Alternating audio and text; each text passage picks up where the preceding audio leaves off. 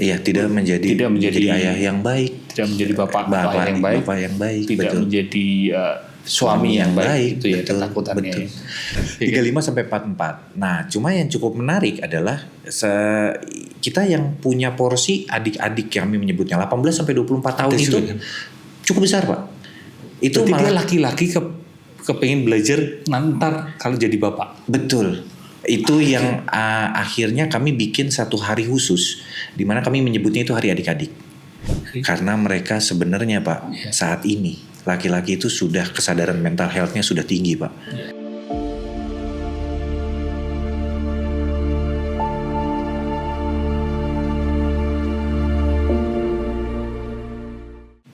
Kembali lagi di Pulih dan Selaras, dan kali ini teman ngobrol saya adalah co-founder dari Bapak-Bapak ID. Dan sudah cukup banyak teman-teman yang tentu sudah tahu ya bahwa Bapak ID itu apa, tapi mungkin buat yang belum tahu, patternnya cuma sedikit ya yang belum tahu ya, karena cukup terkenal Bapak-Bapak ID ini. Paling bisa. Ya kan? Ini saya mau ngangkat Bapak-Bapak ID. Iya, betul. Ini Bapak ID adalah media dan komunitas ruang aman kalau menurut saya, ruang aman buat Bapak-Bapak ya. Dan ini co-foundernya adalah Pak Munawir. Ya kan? Halo. Selamat datang, Pak. Terima kasih telah mengundang saya ya, gitu ya. Kami sebenarnya tadinya kita mau ada bertiga mau datang, cuma kebetulan yang satu sakit, yang satu sedang ada kesibukan yang nggak bisa ditinggal. Oh begitu. Gitu. Dan juga ini kebetulan di sini mic-nya cuma 2, Pak. Oh gitu, pas dong berarti ya. Iya. Tapi saya juga terima kasih ya sudah meluangkan waktu dan mungkin di tengah kesibukan Pak Munawir bisa datang ke sini ya.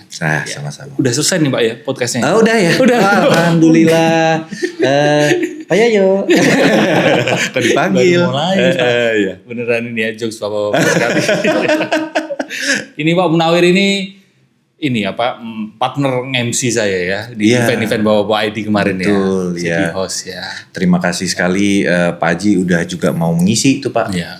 Karena memang acara kemarin dan dengan yang Pak Haji lakukan as practitioner ya itu banyak banget sekali insight buat kami sih Pak. Ya, saya juga mengapresiasi sekali sih dengan adanya ruang aman buat Bapak-bapak ya. Nah, Tapi ngomong-ngomong Bapak-bapak ID ini sebagai media dan komunitas dan saya rasa terbesar ya buat Bapak-bapak di Indonesia.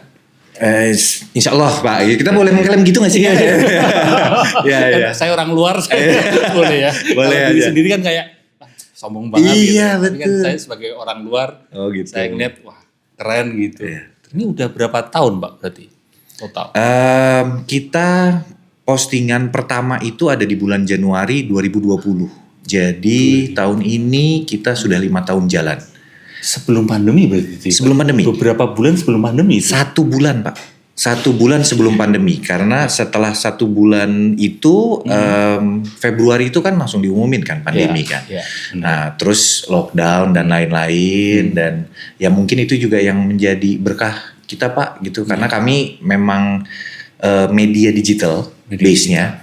Jadi memang saat pada pandemi screen time menjadi tinggi. Kebutuhan akan konten, terus orang-orang bosan, ya jadinya ya alhamdulillahnya kami bisa jadi yang seperti sekarang inilah gitu. Berarti Januari besok beberapa bulan lagi itu 6 tahun. 6 tahun.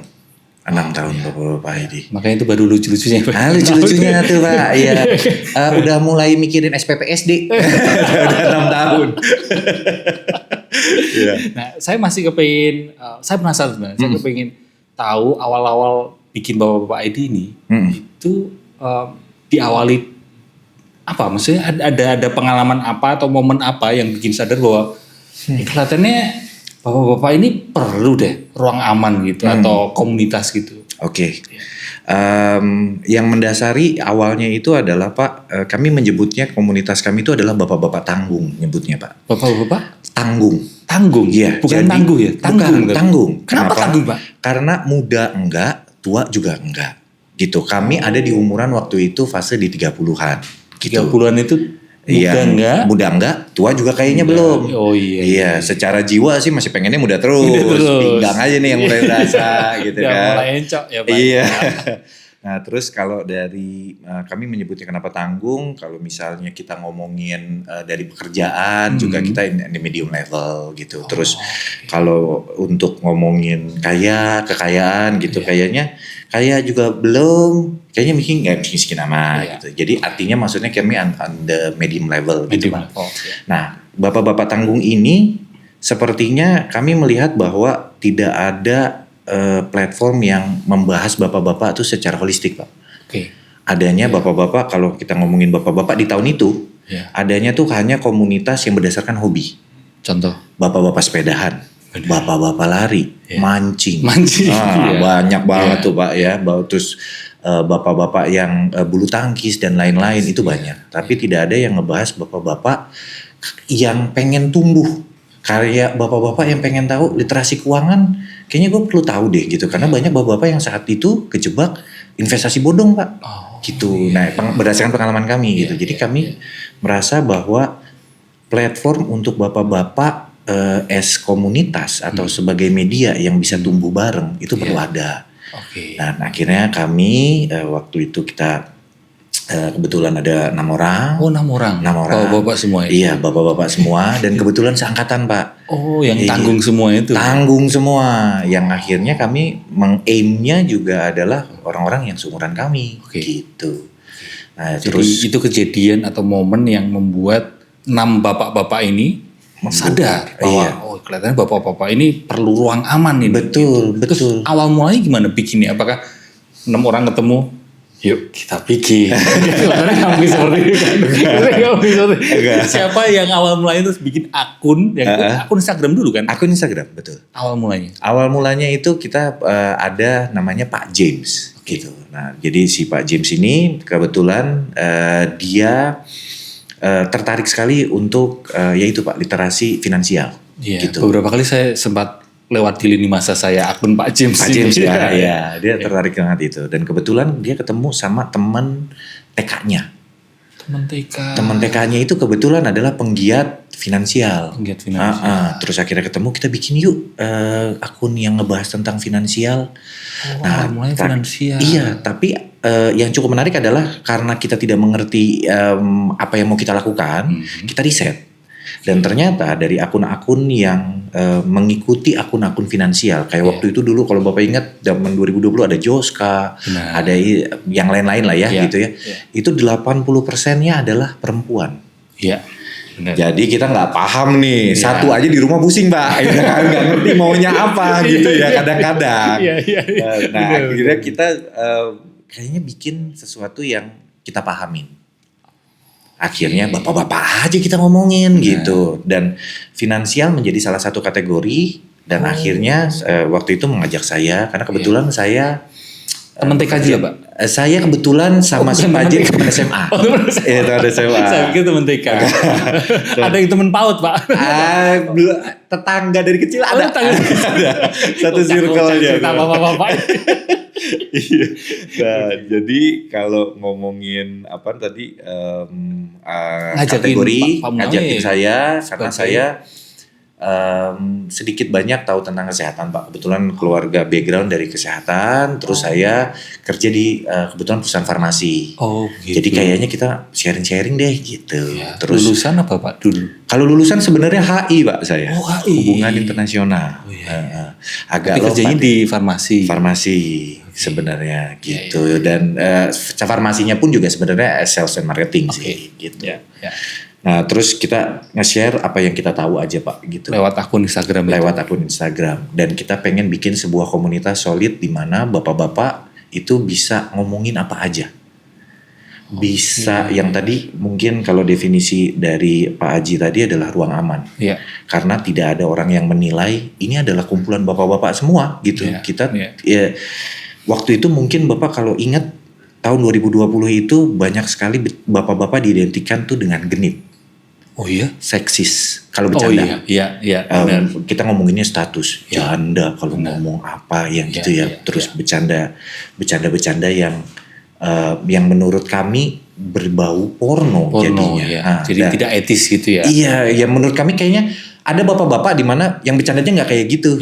Dan kami merasa kami nggak seperti itu dan kami pengen membuat sebuah komunitas yang sehat Pak gitu, yang dimana orang-orang yang memang pengen tumbuh bareng, yang pengen punya temen ngobrol, tapi nggak yang bercandanya nggak mesti harus yang seperti itu, yang stereotipnya itu gitu. Makanya kami bikinlah ya sebuah komunitas ini yang kami mungkin bisa dibilang tadi ruang aman karena di DM itu kami mendahulukan dialog Pak. Oh gitu. Nah, saya itu sebenarnya gini Pak. Saya tuh kepengin banget belajar gimana caranya bikin komunitas atau ruang aman atau support group gitu. Dan ya seperti Bapak ini bisa langgeng sampai 6 tahun. Dan tentu saja kan ada tantangannya di awal seperti apa dan menjaganya itu seperti apa Pak? Menjaga kok bisa langgeng gitu sampai 6 tahun gitu. Mungkin diawali dari tadi ya. Berarti ketika bikin yang bikin konten gantian dari 6 orang itu gantian tiap hari gantian gitu. Nggak gantian sih Pak. Jadi kami ada yang brainstorm gitu, ada yang bareng-bareng. Jadi kami nyebutnya adalah apa itu namanya konten rembukan. Bukan konten. Udah pokoknya embus konten, kita lagi mikirin apa, jeder jadi satu konten. Tapi masing-masing tuh kayak punya kayak kategori apa ya sebutannya ya, mungkin kategori yang andalan kita lah. Pilarnya ya, pilar konten itu kan ada pilar kontennya gitu. Betul. Ya. Salah satunya finansial tadi. Finansial Pak Agus, terus Pak James itu lebih ke arah mindset. Terus ada Panuang itu dia lebih ke hobi, terus tips and trick. Dia karena orangnya suka ngulik Pak. Jadi itulah yang dibahas dia. Terus ada Tuan Yayat, Tuan Yayat yang kalau ngomongin dia kebetulan adalah kenapa kami panggil Tuan, umurnya paling tua. Udah gak tanggung itu. Udah gak tanggung. Saat ini dia sudah 47 Pak. Jadi kami kalau tidak menyebut Tuan kami takut kualat gitu. Jadi. Tapi saya mendekati Tuan Pak berarti. Oh gitu. Saya udah 40 apa ya? 3. Ya, 42 sih. 42 masih sama. Saya 41. Oh iya. Tapi 47 itu udah 47 buat kami ini buat kita kayak udah meskipun sama-sama 40-an ya. Iya, tapi dia sudah ya jadi gini Pak, mungkin kalau ibaratnya kita maghrib dia isya gitu. 3 tahun lagi dia sudah emas Pak, generasi 50 ya kan. 50. Iya. Nah, kita kan masih 10 tahunan. Iya. Meskipun dia udah deg-degan mah udah mulai ada. Dia ketawa soalnya dia masih jauh kelihatannya. Dia berapa tuh? 30-an. 30-an. 30-an awal. 30 pas. Wow, masih ini ya. Makanya. Masih 10 tahun lagi seperti kita. Betul. Iya, berarti kamu lihat kita tuan ya? Dia kalau datang ke kantor nyembah sama jalan mundur Pak. Saking berlebihannya. Kembali kita dia. Kembali kita dia. Terus tiap orang ini punya kategori sendiri. Nah terus jadi kalau misalnya saya lebih ngebahas tadi tentang biasanya mungkin kenapa kita chemistry-nya mungkin cocok, mungkin bisa dibilang gitu Pak Haji. Karena saya memang apa ya menyebutnya ya, survivor. Saya punya mental health issue gitu. Saya punya masalah saya yang diselesaikan dengan profesional. Yang artinya yang kadang-kadang itu yang pengen saya share gitu. Jadi di mana yang saya tidak menggurui, kami di Bapak-Bapak itu tidak pernah menggurui Pak. Jadi kami hanya berdasarkan pengalaman, berbagi apa yang kita tahu. Termasuk nge-DM itu banyak yang nge-DM. Betul. Dan dialog. Dialog. Betul. Didahulukan dialog. Betul. Jadi didahulukan dialog itu karena apa yang kami sajikan itu kan real Pak. Jadi kami berusaha hadir sebagai seorang teman, seorang manusia. Jadi kalau orang DM ke kami itu punya apa sebutannya SOP. Setiap DM yang masuk itu sebelum jam 12 malam itu sudah kerespon. Semua yang masuk. Kerespon itu dalam artian kan ada pertanyaan yang suka aneh-aneh ya. Kadang-kadang ada yang cuma yang ngirim reels doang kayak gitu kayaknya. Udahlah ya gitu. Gitu ya. Antar bapak-bapak cuma ngirim reels. Ngirim reels orang kejebur ya lucu sih. Tapi kan mau ditanggepin apa gitu ya. Jadi paling emoticon ketawa gitu. Ya ketawanya juga karir gitu kan ya. Gitu. Ya jadi sebelum jam 12 tuh kami bahas Pak. Kami ngobrol di situ. Dialog itu dalam artian adalah memang kami akhirnya punya SOP adalah yang membalas DM karena kami tadi ada 5 orang.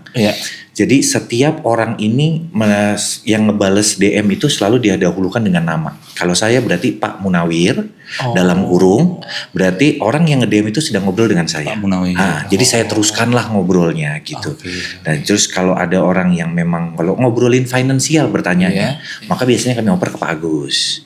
Pak Agus lah yang nanti akan bertanya. Nah itulah yang kami coba maintain. Jadi karena 3 tahun kita pandemi ya Pak ya.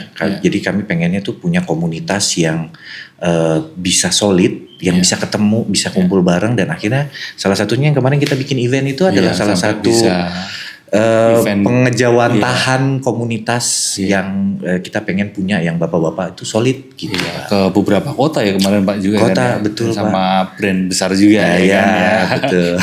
Nah berarti buat teman-teman ini yang kepingin bikin komunitas, mau mengawalinya, ada tips nggak dari Pak Munawir sebagai orang yang dulu mengawali co-founder Bapak ID ini, tips atau saran buat teman-teman yang kepingin bikin komunitas ya. Awalnya mungkin yang perlu diawali adalah komunitas harus tahu dulu sebenarnya. Kalau kami Pak menyebutnya dulu Pak James itu mengawali bapak-bapak ID itu dari buku Find Your Why. Find Your Why. Iya, jadi Simon Sinek. Betul sekali. Jadi kalau kita pakai konsepnya Golden Circle, jadi harus ditemukan dulu why-nya dulu. Tanya dulu, kenapa komunitas ini harus ada? Tanya aja ke kita dulu kan gitu ya. Kenapa harus ada? Terus kalau nggak ada, kenapa? Nah terus dari why, who, what gitu kan ya. Jadi diturunkan dari kenapa komunitasnya harus ada. Terus bagaimana caranya? Terus siapa yang dicari? Why, how, dan what. Iya. How-nya gimana caranya, terus what-nya ya udah gimana ini bisa dilakukan, diturunkan menjadi sebuah actionnya. Ya entah itu tadi bikin kayak kami akhirnya membuat sebuah media platform digital. Kalau memang tadi kalau ada orang yang mau dimulai dulu dari mana? Dimulai dari mana? Medianya. Kan kita ngomongnya ada digital, kita bisa bilang offline, tetangga aja kan itu juga bisa ngumpul di Siskamling pun itu juga satu komunitas ya Pak ya. Nah ya mungkin harus dimulai dari situ sih. Why-nya dari awalnya itu ya. Cari tahu dulu kenapa komunitas ini harus ada.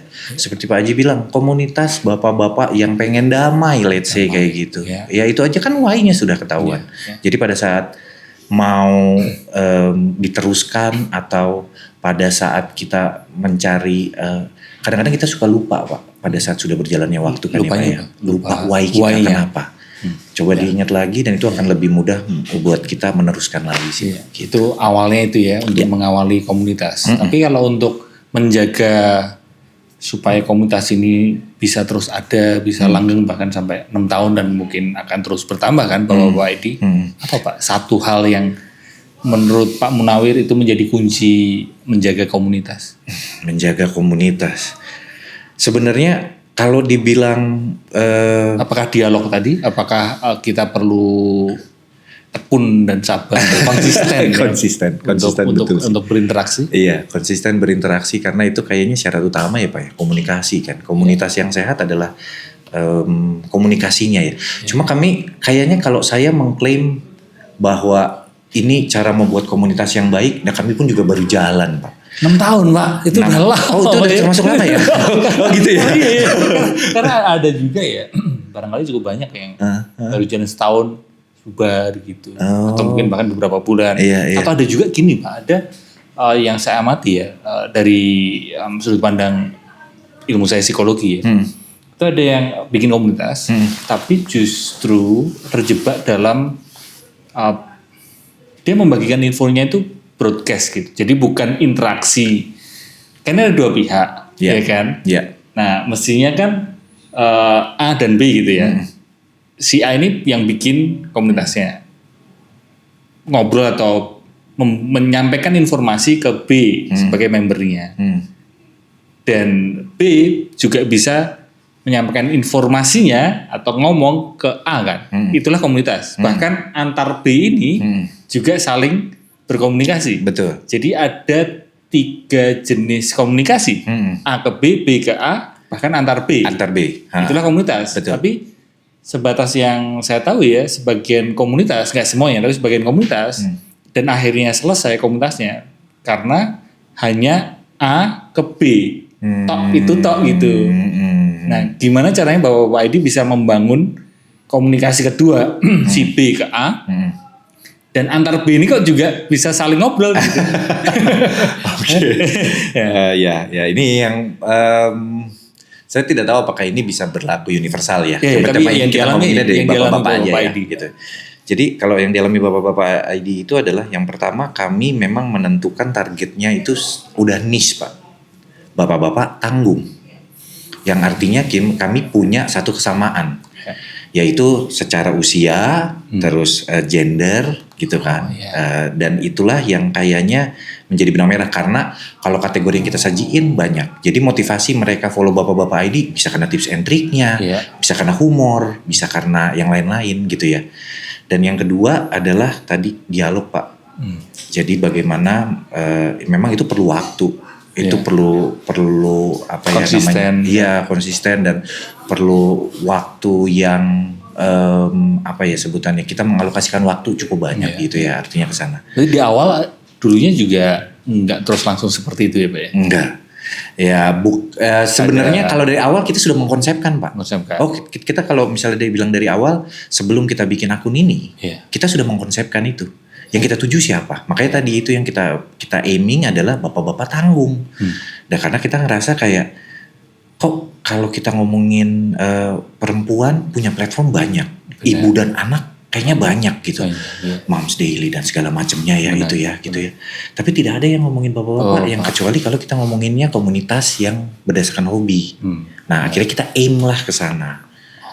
Jadi memang dari awal kami membuat komunitas bapak-bapak ID ini bukan langsung jalan Pak, tapi yang tadi itu why-nya kenapa kami percaya bahwa bapak-bapak itu adalah makhluk yang bukan makhluk ya, manusia yang juga ingin tumbuh dan berkembang, yang berusaha juga pengen punya apa ya namanya tempat tumbuh bareng. Nah makanya kami bikinlah bapak-bapak ID, nah gitu. Jadi karena ada kesamaan itulah terus makanya bondingnya kuat dan dialognya bisa. Iya, yang tadi kalau Pak Aji bilang dari B ke B itu udah ekosistem sendiri Pak. Ekosistem sendiri. Iya, karena itu tidak perlu banyak hal yang kayak tadi ya, kayak misalnya kita ngelempar informasi dari A. Udah tuh yang mereka nanggepinnya, terus mereka antar mereka yang akhirnya aja bercanda ya karena itu mereka punya satu kesamaan, kita semua bapak-bapak. Ya mungkin kami tidak bisa menyebutnya tanggung lagi kali sekarang ya. sudah ada melewati tanggung. Iya. Kami bapak-bapak dan ya kami punya satu benang merah yang sama. Itu yang membuat bonding kuat ya. Yes, betul Pak. Jadi tidak selalu mengharapkan si A untuk memberikan informasi, tapi si B antar B ini juga mereka saling berinteraksi ya. Betul, itu yang kami tuh kadang-kadang yang cukup ini Pak, apa ya namanya, membuat kami kayaknya tuh cukup takjub kalau buat saya pribadi deh. Mungkin ini kami nggak bilang kami ya, saya aja pribadi gitu. Karena dari komunitas bapak-bapak ID ini, karena yang kami share itu adalah berdasarkan kami tahu. Kayak misalnya ada orang-orang yang akhirnya bercerita tentang kesehatan. Kami tidak ada yang basisnya kedokteran. Banyak orang yang mau share tentang itu Pak. Kalau kita ngomongin dokter, akhirnya ada beberapa dokter yang menjadi kolega kami lempar ke sana. Kami lempar dalam artian Pak boleh DM. Ngasih saran. Ngasih sarannya kami coba lempar untuk orang yang memang lebih paham. Karena kami nggak mau yang di luar kompetensi. Betul sekali. Kemampuan kami nggak mau itu. Terus jadinya akhirnya banyak dokter yang kalau dari kesehatan gitu Pak ya, itu banyak yang coba akhirnya mereka mau memakai media kami untuk nge-share.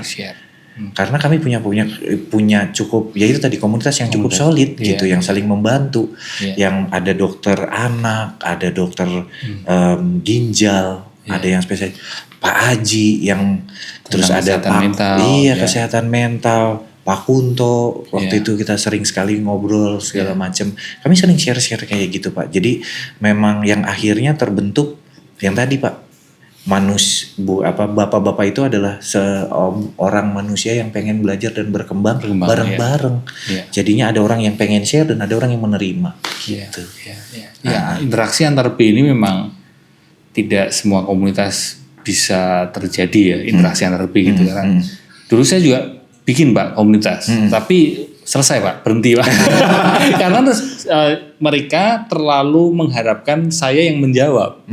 Saya dianggap mereka adalah sebagai senternya. Sedangkan kalau Bapak ID kan nggak ada senternya kan. Nggak ada. Itu sebuah wadah dan mereka bisa saling berinteraksi. Betul.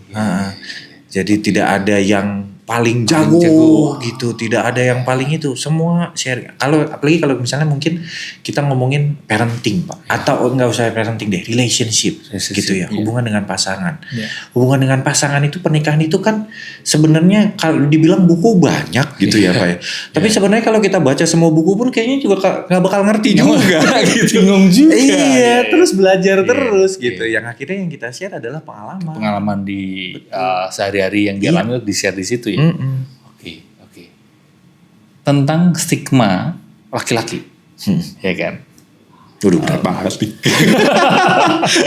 Dalam komunitas Bapak-Bapak ID atau media ini ya, ruang aman buat Bapak-Bapak. Apa keluhan atau keresahan yang paling sering muncul?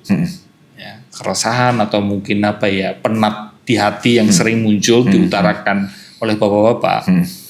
Tapi mereka itu sebenarnya jarang menyampaikan itu di tongkrongan, jarang menyampaikan itu di keluarga atau di kantor. Iya. Mungkin bisa diceritakan. Iya mungkin gini Pak, kalau banyaknya yang ke kami gitu ya maksudnya yang melalui DM apa yang segala macam adalah ketakutan tidak menjadi seorang ayah yang baik. Ketakutan untuk tidak menjadi seorang suami yang baik gitu, bapak yang baik deh secara keseluruhan. Itu yang menjadi ketakutan mereka karena ada ego yang menghalangi. Kita laki-laki Pak. Iya, benar. Kita harus terlihat tangguh. Kita tidak memperlihatkan nggak takut. Yes, betul. Kita takut. Betul. Karena ada beberapa hal yang tidak bisa, kayaknya pun juga dengan sesama laki-laki bisa langsung ngobrol, itu kayaknya nggak bisa gitu Pak, gitu ya. Dan itu yang biasanya membuat stigmanya ya mungkin ya, laki-laki tidak bercerita, yang dipendam sendiri. Yang kita yang akhirnya bertemannya adalah dengan teras. Sambil pakai kopi, ya kan. Atau kalau nggak habis nali sepatu diem tanpa ada agenda udah diem sih bener.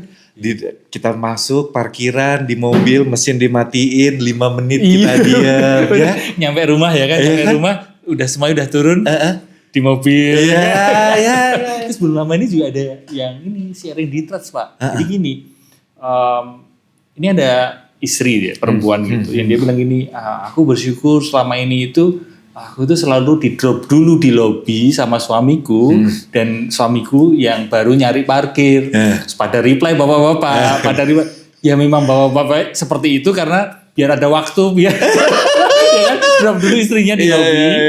Nyampe parkiran, udah diem aja di parkiran. Padahal mereka nggak tahu itu taktik kita ya Pak. Iya biar mencari me time. Biar punya waktu buat bengong. Iya betul. Ya, jadi ketakutan itu karena dari banyak hal Pak. Biasanya adalah karena waktu. Mindset seorang laki-laki itu adalah laki-laki yang bapak atau itu adalah seorang provider yang mampu menyediakan untuk keluarganya apapun itu.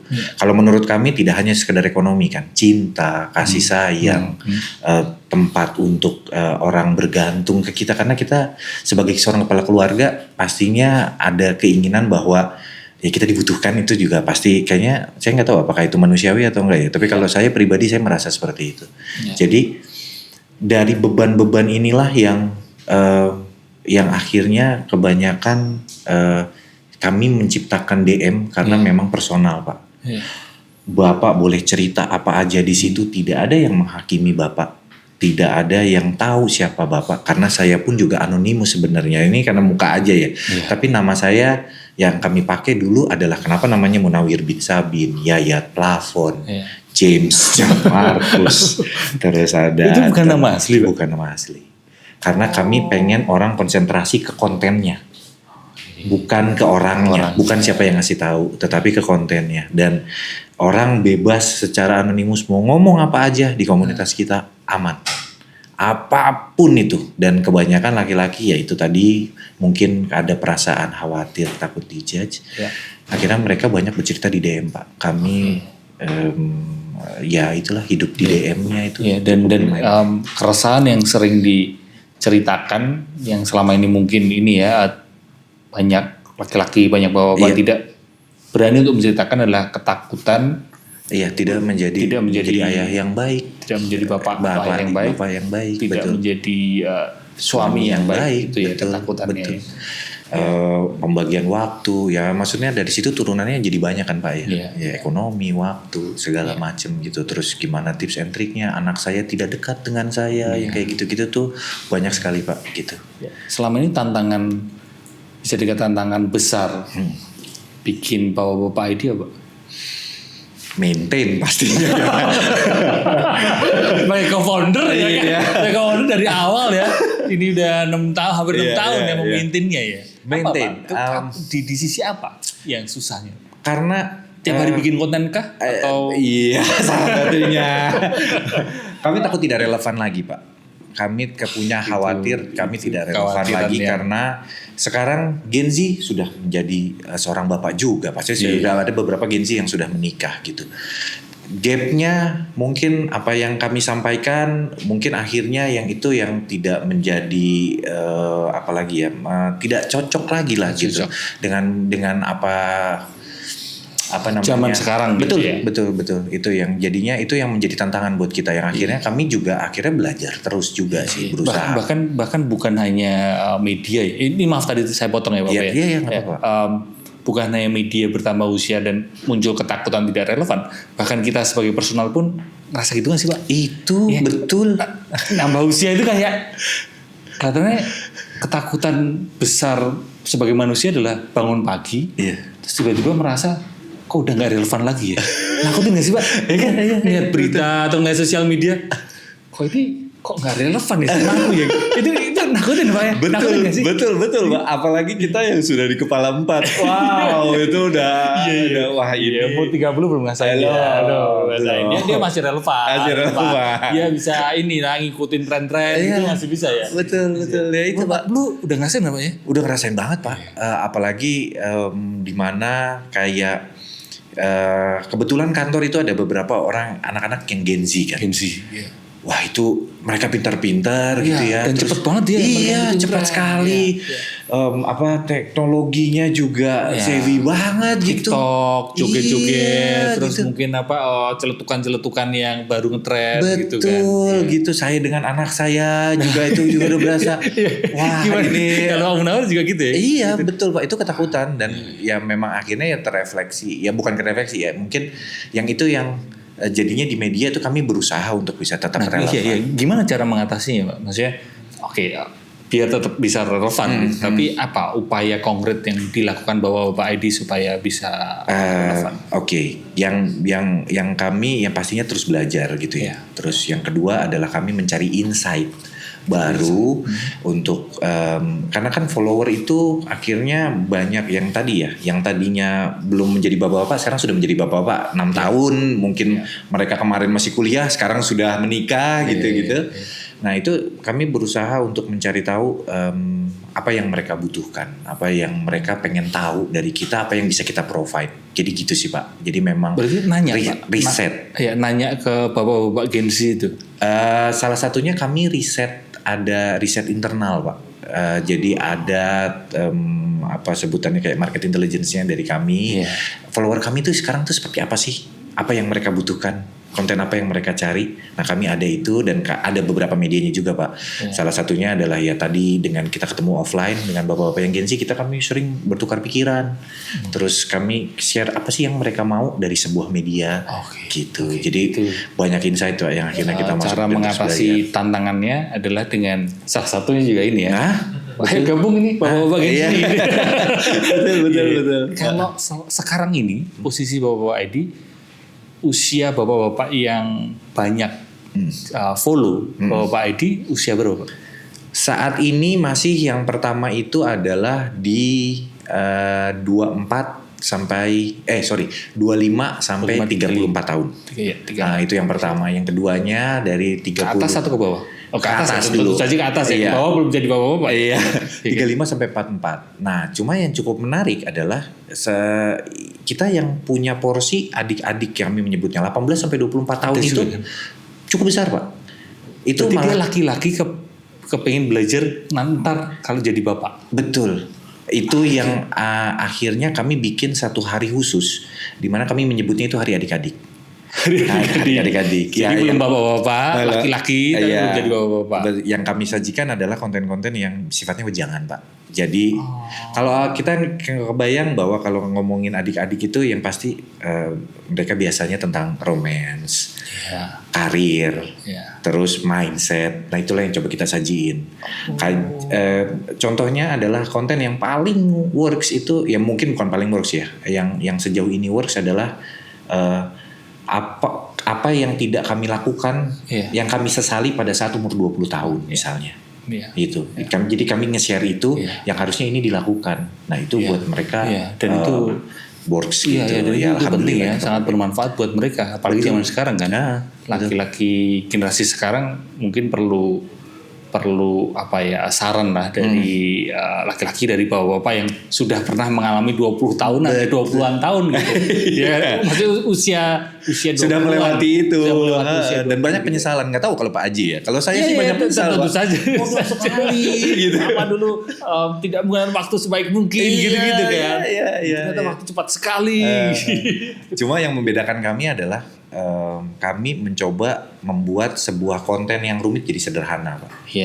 Kami menyederhanakan sesuatu, terus kami juga kami karena tadinya itu adalah banyak founder kami itu adalah orang Depok. Jadi bahasa yang kami pakai itu adalah Depok Pride. Jadi bahasa yang kita pakai itu mengapa gitu. Terus yang terakhir, yang ketiga, kami selalu membungkus dengan humor. Nggak mesti humor, Pak, menyenangkan. Karena kami percaya bahwa orang yang menyenangkan sulit ditolak. Jadi kalau kontennya sulit, rumit, kami sederhanakan, terus kami bungkus dengan menyenangkan. Iya, itu kekuatannya bapak-bapak ID ya. Salah satunya itu. Iya, kami mencoba seperti itu terus, Pak, gitu. Karena ya tadi ya hidup sudah cukup rumit. Kalau dikasih konten yang rumit kayaknya semakin berat ya. Kayaknya udah kali ya gitu. Gitu kira-kira, Pak. Apakah bapak-bapak ID kedepannya akan juga bikin media atau komunitas yang tadi laki-laki tapi sebelum jadi bapak-bapak? Laki-laki sebelum jadi bapak-bapak kayaknya kalau kesana belum kayaknya, Pak. Lebih fokus ke bapak-bapak yang ngasih saran ke laki-laki yang muda gitu ya. Betul. Lalu gimana supaya bapak-bapak, anggota bapak-bapak ini mau cerita? Karena kan gimana pun juga masih ada stigma yang begitu besar atau tebal bahwa laki-laki itu ya mesti menekan, memendam emosinya. Lalu apa upaya bapak-bapak ID supaya bapak-bapak ini mau cerita? Apakah dengan humor? Salah satunya. Betul. Karena nggak tahu ya, Pak. Laki-laki menutup pada saat dia kesal, dia marah, terus atau dia sedih, dia akan selalu berusaha menutupinya tuh dengan tertawa, Pak. Nangis. Iya. Dengan humor aja dulu gitu.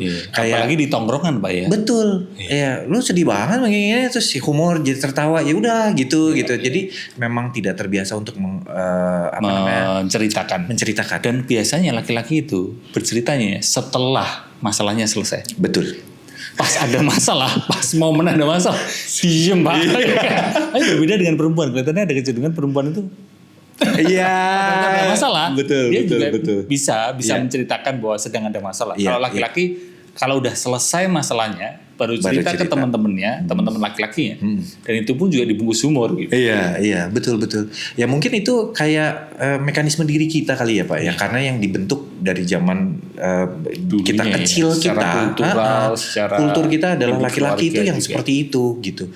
Dan ya mungkin tadi kalau balik lagi ke pertanyaan Pak Haji itu yang cukup menarik adalah gimana caranya membuat mereka mau bercerita. Iya, Bapak Edi gimana caranya? Itu Pak yang kemarin kita lakukan bareng Pak. Bagaimana membuat sebuah ruang di mana di sini bapak-bapak tidak ada yang menghakimi. Ketemu kita bikin suatu lingkungan yang memang kondusif dan bisa jadi produktif dan tidak ada paksaan. Artinya bapak mau cerita silahkan. Kalau enggak pun enggak apa-apa. Ya, ngedenger aja, iya betul. Atau bagaimana caranya adalah ya itu tadi ya Pak. Ya, mungkin yang salah satu tips yang saya pelajari dari Pak Haji adalah dimulai dari kita yang bercerita. Ya. Betul kan ya Pak ya. Bagaimana kita membuat suasananya juga lebih mudah adalah dengan memancing. Pada saat satu sudah terbuka dan terus melihat contoh aman. Ngalir Pak. Iya. Seperti yang kita acara kemarin, mungkin saya boleh saya share kan? Boleh. Yang tadinya kita rencana cuma 1 jam, bisa jadi 3 jam Pak. 3 jam. Iya. Itu yang bahkan ada di kota mana yang semacam timnas Jerman Pak. Timnas Jerman tuh hangatnya lama Pak. Belakangan ya kan. Betul. Di awal anyep.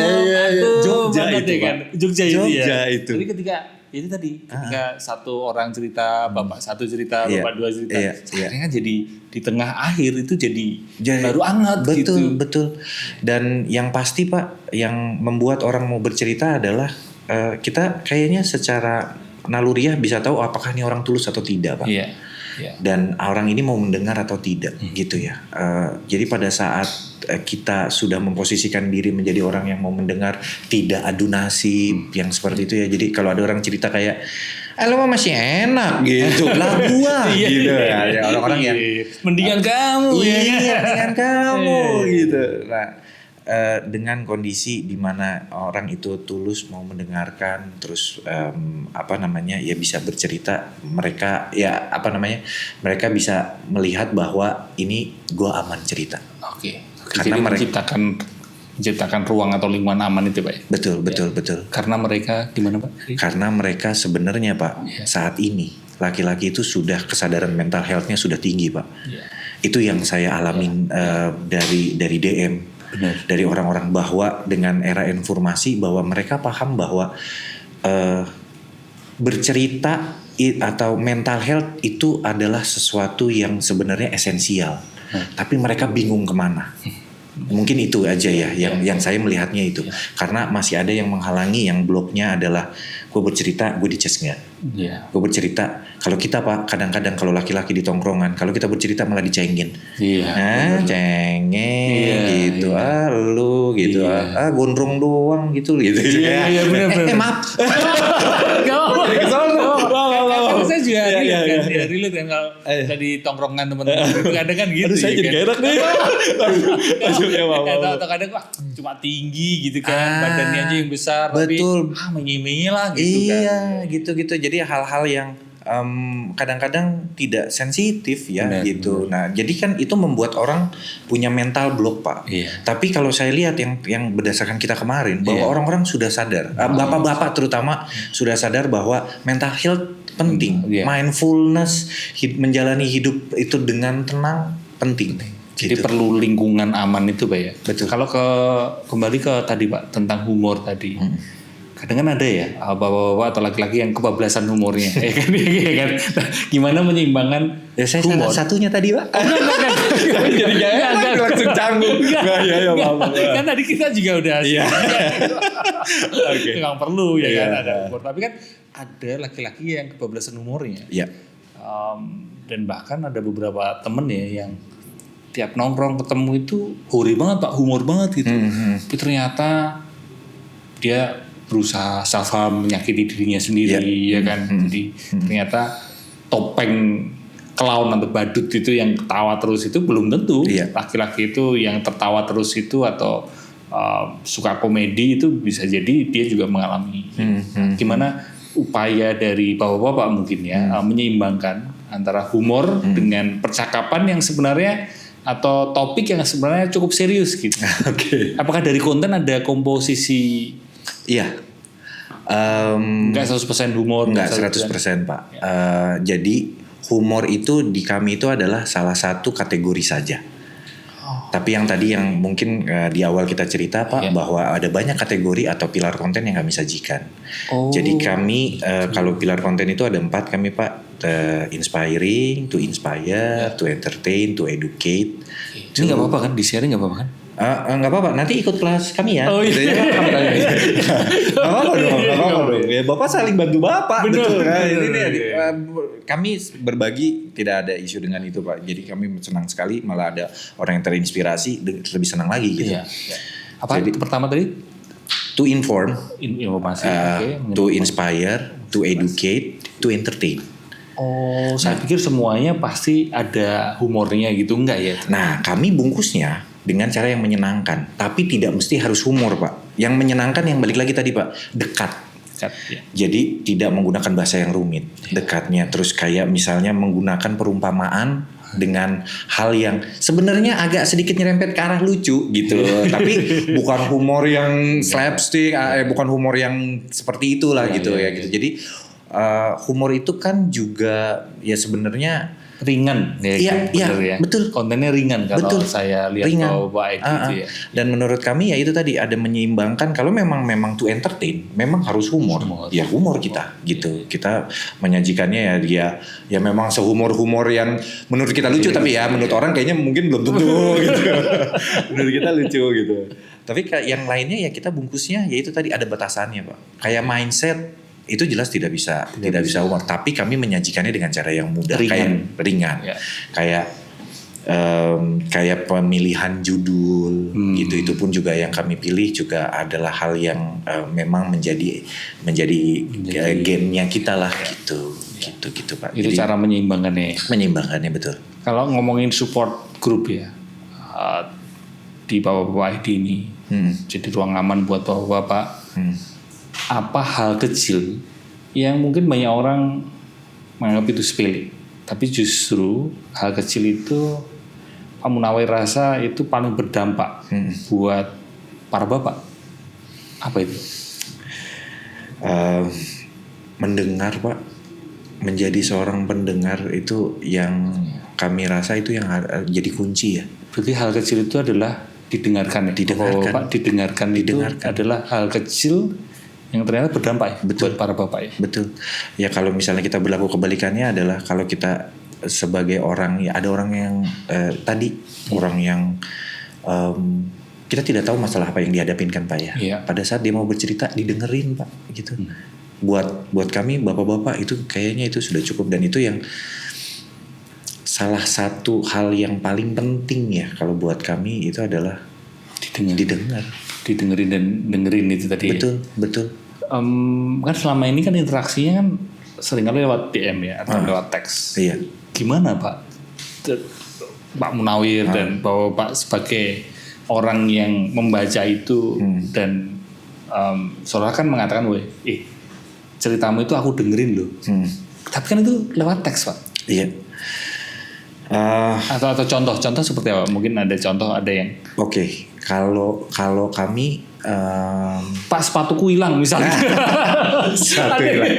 Iya. Ada nggak sih? Ada kayaknya belum ada sih yang cerita securhat sampai sepatu hilang sedih banget gitu ya. Iya. Sampai harus di-share tuh belum sih. Tapi menanggapinya gimana? Menanggapinya itu tadi Pak, dialognya memang benar kita sebagai teman, karena saya memposisikan bahwa ini saya mau ngobrol gitu ya. Terus bagaimana saya merasa saya didengarkan meskipun ini kita lewat teks adalah dengan respon, dengan tidak membalas ya itu tadi Pak. Mungkin kalau misalnya kita ngomongin admin apa template, kami tidak ada template. Dan orang yang membalas adalah orangnya sendiri. Iya manusia. Jadi kayak saya yang membalas Pak Munawir gitu dalam kurung, berarti itu saya yang balas, saya pribadi gitu. Jadi yang membuat dia didengar adalah yang memang kita personal. It's personal gitu. Ya mungkin tidak semua bisa dibalas ya Pak satu-satu, atau mungkin bisa continue karena ya sering ketumpuk apa segala macam gitu ya. Tapi dengan adanya, kalau kami mulai dari DM, biasanya Pak kami berlanjut kalau memang hal itu cukup penting. Kayak yang membuat cukup kami ngerasa kayak kami aduh mungkin kalau bilang bermanfaat kayaknya mungkin terlalu tinggi ya, tapi kayak kami ada gunanya juga ya gitu. Jadi waktu itu ada seorang ini ada isu dengan waktu atau aman? Ya, aman. Ada DM yang dia bertanya, dia adalah seorang anak SMA. Anak SMA. Dia pengen tahu gimana caranya saya mendapatkan uang tambahan untuk sekolah dan lain-lain. Terus kita coba riset, akhirnya kita intens. Waktu itu kebetulan yang menghandle adalah Pak James gitu ya. Di riset di sana itu apa yang menjadi keunggulan, apa yang banyak, terus apa yang nggak ada. Pokoknya coba kita tektokan terus gitu Pak. Akhirnya kita lewat WA, tektokan terus segala macam. Dan akhirnya yang di sana yang terlihat peluangnya cukup bagus adalah bakso dan es kelapa. Kami menyarankan itu dan kami hitungkan budgetnya berapa, kebutuhannya apa, segala macamnya. Ini yang kira-kira yang kami tahu, ini coba dijalanin. Selang 6 bulan, dia DM lagi Pak. Bapak terima, saya merinding. Bapak terima kasih. Saat ini saya sudah membuka cabang kedua, sudah bisa menghidupi ibu saya. Itu buat kami ya gitu, itu kayak priceless ya. Manfaatnya gitu. Ya meskipun banyak cerita yang dari bapak-bapak tuh bikin kami patah hati sebenarnya. Ada banyak hal yang ya itu tadi Pak, cerita-cerita yang ya mungkin kayak karena kita bapak-bapak, kita relatable gitu ya, kita relate gitu ya, dan kita merasakan empati kita gitu ya, dan itu yang membuat kita kadang-kadang sedihnya tuh kalau buat saya berasa gitu Pak. Itu yang membuat saya sering kalau DM yang banyak cerita yang sedih, yang cukup berat gitu, cukup bikin patah hati juga kami Pak di bapak-bapak. Didengarkan dan itu tadi hal yang luar biasa sekali ya. Akhirnya buka bakso ya tadi ya. Iya, impactful banget Pak itu Pak. Dan itu tadi dari DM terus ke WhatsApp. Akhirnya lebih dekat gitu ya kalau di WhatsApp ya. Kan selama ini bapak ada WhatsApp grup gitu? Ada. Ada. Anggota berapa Pak? Anggota saat ini kami ada sekitar 1000-an Pak, karena ada keterbatasan. Ya itu tadi ya Pak, kalau kita ngomongin WhatsApp grup 100 anggota, semua orang komentar atau ngirim stiker satu. Udah 100 nih. Saya penasaran nih Pak, kalau di grup WhatsApp ya, itu ada kelompok-kelompoknya nggak? Maksudnya ini bapak-bapak yang rajin kirim stiker. Karakternya ada nggak sih Pak? Ini bapak kalau muncul kalau pas ada yang ulang tahun, kan ada yang ucapin ulang tahun semua gitu. Kira-kira ada apa aja Pak kelompoknya Pak? Mungkin kategori kali kategorinya ya. Kategorinya adalah kami punya kebetulan ini adalah event offline kita setiap bulannya. Namanya adalah Bapak-bapak Senang Olahraga. Kami singkat Basdor. Basdor. Bapak-bapak senang dengan olahraga gitu. Itu ya. Iya, kreatif sekali. Senangnya. Senang olahraga. Kategori pertama itu. Betul. Dan situ pun akhirnya dibagi-bagi. Jadi ada yang basket, mini soccer, bulu tangkis, catur belum nih. Belum ada. Soalnya kayaknya satu pertandingan aja lama kan jadi kayaknya susah deh ya. Tapi itu satu. Padel. Belum. Itu kita pengen juga sih gitu. Jadi ada campurnya macam-macam ya. Betul. Terus yang kedua ada locker. Kategori locker. Jadi memang ada bapak-bapak yang senang share. Bukan senang share Pak. Jadi banyak juga di komunitas kita kan juga bapak-bapak yang memang mencari pekerjaan kena PHK. Terus ya memang mereka fresh graduate atau apapun itu yang mereka memang sedang mencari peluang kerja. Ada satu kategori yang memang itu nge-share locker. Nge-share lowongan pekerjaan atau peluang usaha gitu. Dan situ orang-orang banyak yang entrepreneur juga banyak yang jadi nge-share gitu. Mau bikin ini gimana ya caranya gitu-gitu. Terus kategori locker ya. Locker. Ada yang kami menyebutnya kalau keseluruhan semuanya sebutnya adalah balai warga Pak.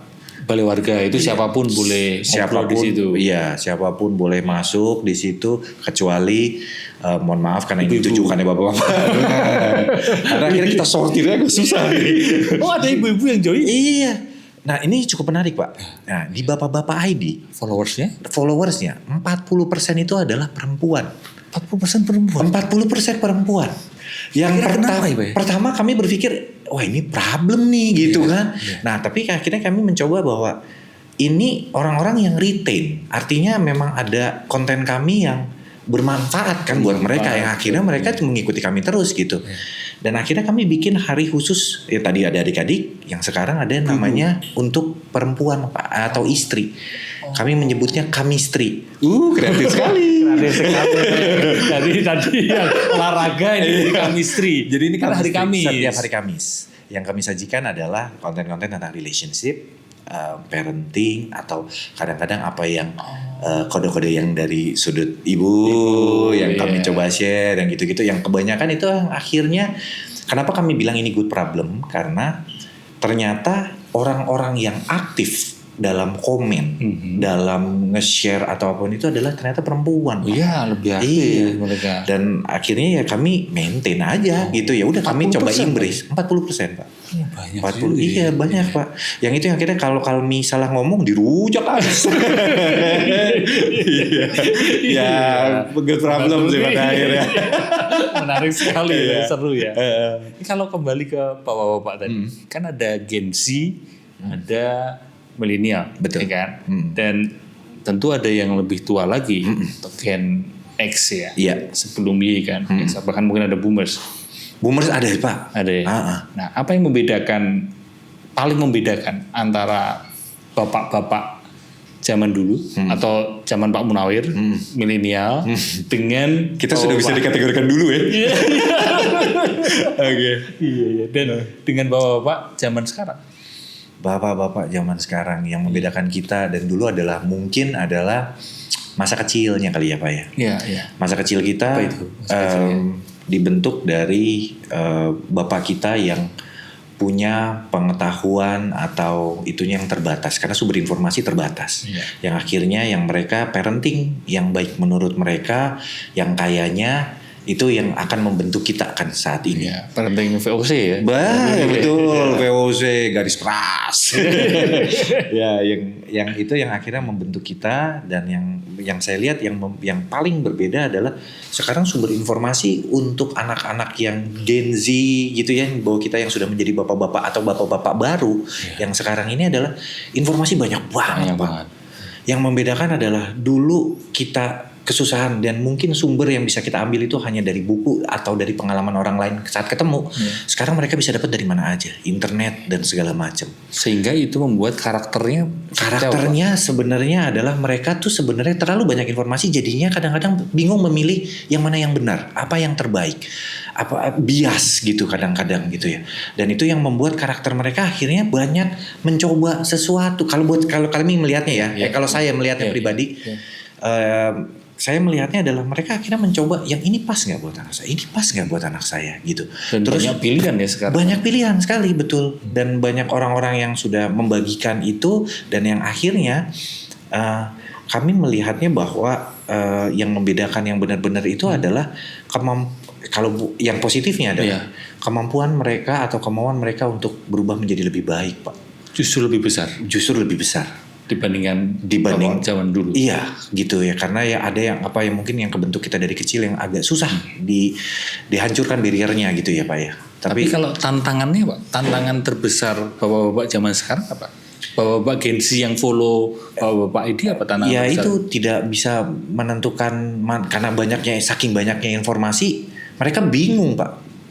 Yang mana yang tepat gitu kan. Dorongan berubahnya lebih besar. Yes. Tapi di sisi lain bingung. Betul. Karena begitu banyak pilihan. Iya, bingung mereka. Dan mereka akhirnya bertanya, Pak, saya harus gimana nih? Atau Pak, parenting yang kayak gini gitu, atau anak saya yang seperti ini. Akhirnya mereka butuh validasi, Pak. Iya. Mencari validasi kan ya. Dulu kekurangan informasi, sekarang kebanyakan informasi.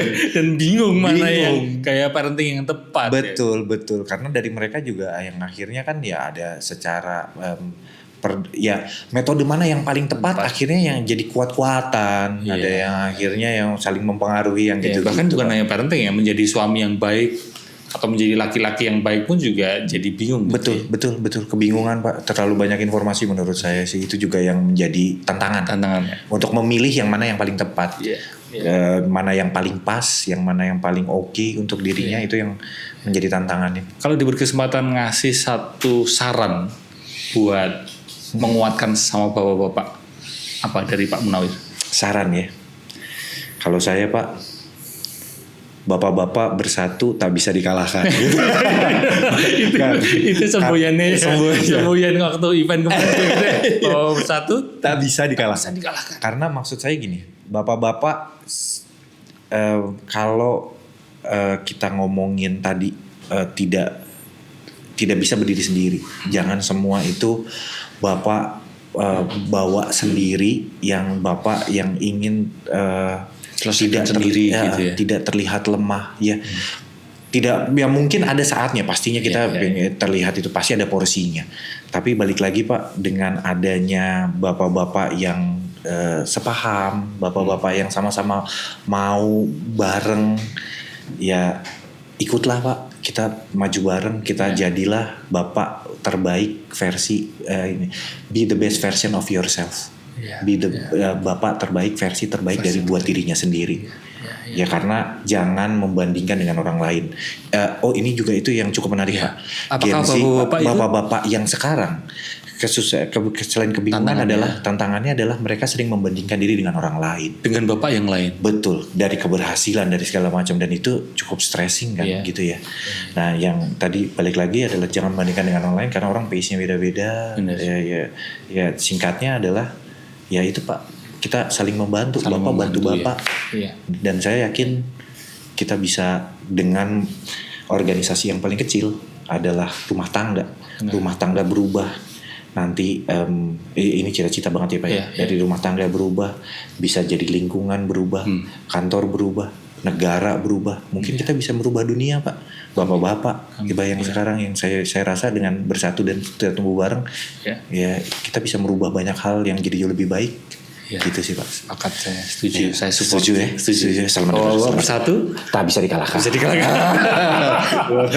bapak ini ya, jangan malu untuk berteman dengan sama bapak-bapak, karena ada kalanya ditanggung sendiri, tapi ada kalanya juga kita perlu minta tolong ke bapak-bapak yang lain gitu ya. Untuk menutup obrolan ini, event terdekat atau saran buat teman-teman buat follow medianya berarti cuma Instagram? Saat ini platform kami punya TikTok. Ada YouTube juga, tapi masih mirroring sih Pak. Jadi kalau secara kita punya website juga. Nah, jadi kalau ya mungkin ini sedikit promosi boleh saja. Jadi kalau kita ngomong sudah follow bapak-bapak di Instagram, itu pastinya adalah konten-konten yang snackable. Tapi kalau memang mau konten-konten yang lebih pembahasannya lebih dalam, lebih lanjut, itu bisa ke website kami. Dan websitenya adalah bapak2.id. bapak2.id. Iya, betul. Jadi bukan bapak ditulis gitu, bukan, tapi bapak angka2.id. Betul. Event terdekat apakah sudah ada? Event terdekat kita punya banyak sekali. Itu Persami ya Pak? Betul, Persami. Persami terdekat belum ada tanggal atau sudah ada di tanggal? bulan Januari kita Pak. Januari akhir gitu. Sudah dibuka pendaftarannya? Boleh kalau ditampung dulu karena kita lagi matengin konsep Pak gitu. Jadi tapi kalau udah tanggal kita itu, dan pastinya kalau Pak Aji bisa ikut, kami boleh nanti kalau sesuai tanggalnya bisa seru-seruan lagi. Ya dong. Jadi kalau mau update infonya teman-teman silahkan lihat di akun Instagram Bapak ID ya. Betul. Bapak2ID kalau Instagram. Bapak2ID. Iya. Terima kasih. Terima kasih sekali. Terima kasih. Dan di akhir obrolan Pulinan Selaras itu ada pembacaan surat, Pak. Wow. Ini surat yang nulis temen ngobrol di episode sebelumnya. Anonim, sehingga nggak tahu. Ini maklum Pak, ini gimmick biar acaranya lebih menarik. Paham sekali. Pasti ada gini ya kan Pak ya. Silahkan dibaca Pak Munawir. Siap, semoga tulisan temen ngobrol beberapa episode selanjutnya bisa dibaca. Wah iya, keren banget. Bisa dibaca nggak Pak? Keren-keren. Bisa. Ini pesannya adalah temukan filosofi hidupmu sendiri. Jangan hanya mengikuti kata orang lain, Kata orang lain dengan cinta. Jangan hanya mengikuti kata orang lain dengan cinta. Nah ini saya agak bingung nih kalimat terakhirnya nih. Iya. Boleh punten ini apalagi saya Pak. apa saya yang salah baca? Temukan filosofi hidupmu sendiri. Jangan hanya mengikuti kata orang lain. Ya dengan cinta. Kelihatannya dengan cintanya agak membingungkan ya. Mungkin ya. maksudnya jangan hanya mengikuti kata lagi Pak ya. Mungkin gini kali ya. Ini mohon maaf kalau salah nih ya. Yang untuk itu temukan filosofi hidupmu sendiri. Jangan hanya mengikuti kata orang lain, tapi ikutilah dengan cinta. Mungkin gitu kali ya. Kelihatannya seperti itu. Iya. Terima kasih Pak sudah ya. Bagus sekali. Semoga apa yang disampaikan Pak Munawir terkait ini. Ya dengan cintanya. Iya. Semoga selalu buat teman-teman dan tentu saja obrolan saya dengan Pak Munawir semoga bisa membantumu menyehatkan mental terutama buat laki-laki dan bapak-bapak mulai bahwa bersatu tak bisa dikalahkan. Sampai ketemu di episode selanjutnya. Bye, thank you.